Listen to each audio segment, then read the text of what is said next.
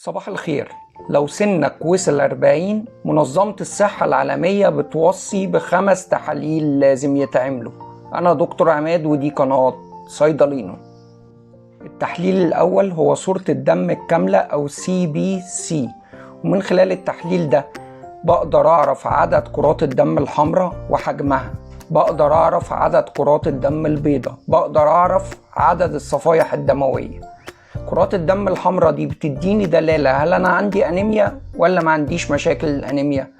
كرات الدم البيضاء والصفائح الدموية بقدر أعرف من خلالهم أكتر من حاجة، زي هل أنا عندي مشكلة في المناعة أو جسمي عنده استعداد إن يجيله أمراض مناعية زي الروماتويد والذئبة الحمراء، أو هل أنا عندي أي نوع من أنواع العدوى، وبرضو بتبين لي عدد كبير من أنواع السرطانات.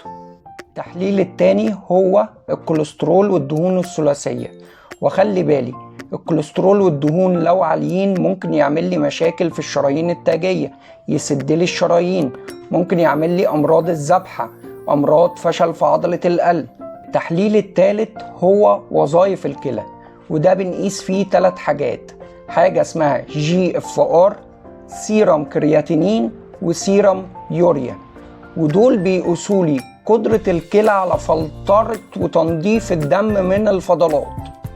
التحليل الرابع هو تحليل وظائف الكبد، وده بنقيس فيه انزيمات الكبد اللي اسمهم ALT و AST، وبنقيس برضو نسبة الصفرة في الدم، ومن خلالهم بقدر أعرف هل في مشاكل في الكبد والقناة المرارية ولا لا.